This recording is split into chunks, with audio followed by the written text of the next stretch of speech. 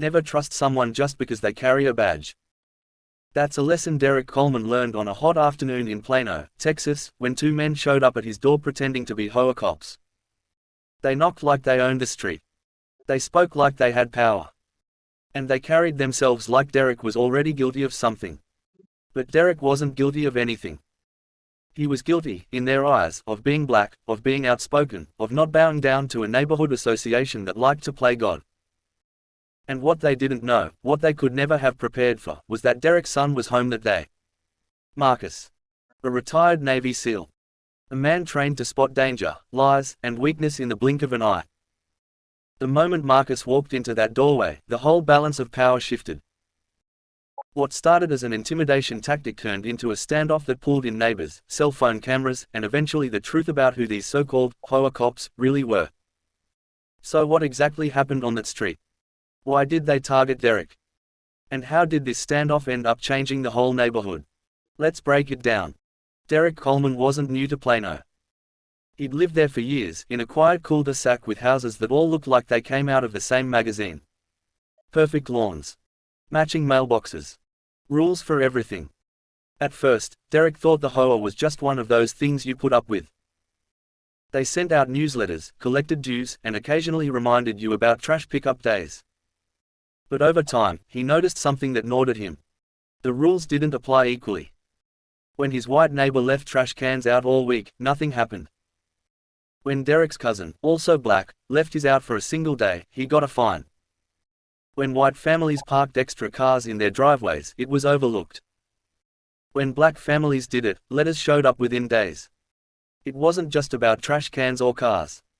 It was about respect. It was about who got the benefit of the doubt and who didn't. Derrick wasn't the type to stay quiet. He started showing up at HOA meetings. He asked questions. Why were rules enforced differently? Why did certain families always seem to be targeted? Why were black homeowners in the neighborhood racking up fines that others never faced? Some people in the room shifted uncomfortably. Others looked away. A few rolled their eyes. And the board, the people who claimed to represent everyone, didn't like it one bit. Because Derrick wasn't just asking questions. He was demanding answers. The pressure started small. A letter here. A reminder there. Then came warnings about property standards. Neighbors told Derrick that HOA board members had been whispering about him, calling him difficult, aggressive, even a troublemaker. But Derrick wasn't breaking any rules. He was holding them to theirs. And then the strangers showed up. They weren't neighbors. They weren't board members. But they wore dark polo shirts and clipped badges to their belts like they were some kind of authority. They introduced themselves as compliance officers for the HOA. Except here's the thing. HOAs don't have cops.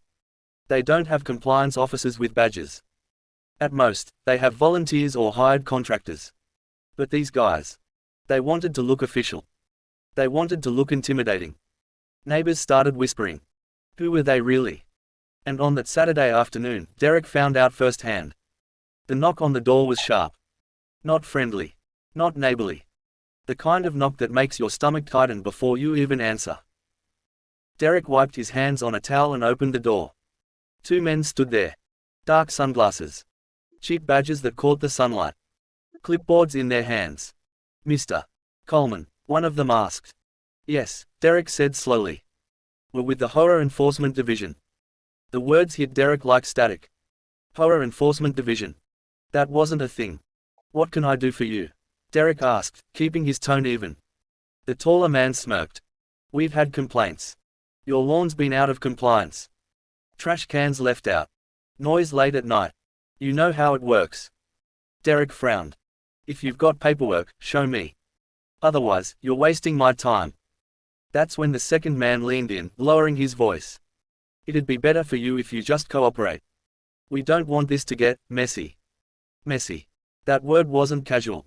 It wasn't about weeds or trash cans. It was about pressure. Fear. Intimidation. And that's when Derrick heard footsteps behind him. Marcus stepped into the doorway. He'd only been home a few weeks, after 20 years as a Navy SEAL. Combat tours. Dangerous missions. A life spent reading people, spotting threats, and keeping calm under fire. He wasn't expecting to use those skills in his father's quiet suburban neighborhood. But the moment he saw those men, everything clicked into place. "What's going on here?" Marcus asked. His voice wasn't loud, but it carried weight. The men stiffened. They hadn't expected company. They thought Derrick was alone. "This is HOA business," one of them said quickly. "Private matter." Marcus stepped closer. "Show me credentials." The man flashed his badge, quick and casual. But Marcus didn't glance and look away like most people would. He studied it. The flimsy plastic. The misspelled text. The lack of any official seal. He'd seen fake IDs in war zones, carried by men trying to bluff their way past checkpoints. This was no different. "This badge," Marcus said, his eyes locked on the man, "isn't worth the plastic it's printed on. So let's try again. Who are you really?" Silence. The air grew heavy. Behind curtains, neighbors started peeking. A couple of phones appeared. Someone whispered, "What's going on?" And just like that, what started as a quiet attempt at intimidation became a public standoff. Marcus didn't raise his voice. He didn't need to. His calmness was more powerful than shouting. "You came to my father's house," he said slowly, "pretending to be something you're not. That's impersonation. That's illegal." One man shifted uncomfortably. The other tried to hold his ground. "We're just doing our job." "Then call your supervisor," Marcus said. "Right now. Put him on speaker. Let the whole street hear." No phone came out. No call was made. Neighbors were filming now. Dozens of eyes watching. Finally, the taller man muttered, "We'll be back," and turned to leave. But their walk of retreat wasn't quick enough to dodge the cameras recording every step. The neighborhood had seen. The masks were off. Over the next few days, the truth started unraveling. Word spread that certain HOA board members had quietly hired these men. They weren't officers. They weren't compliance staff. They were private contractors told to act like cops, to put pressure on homeowners who didn't fall in line. And Derrick had been target number one. But instead of silencing him, the stunt backfired. Videos circulated among neighbors. People started asking questions. Some were furious they'd been lied to. Others admitted they'd been intimidated by the same men before but hadn't spoken up. The HOA scrambled. They denied official involvement. They called the men independent contractors. But the damage was done. Trust was shattered.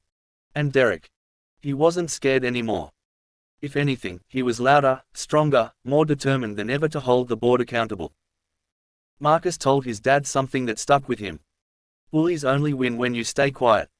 The moment you call them out, they shrink." That's exactly what happened here. So, was this just about weeds and trash cans? No. It was about power. It was about intimidation. It was about what happens when people abuse authority, or pretend they have it, to silence someone who refuses to bow down. And this time, they picked the wrong man, and the wrong family. Do you think those fake HOA cops went too far? Comment your thoughts below. Subscribe if you got value from this story.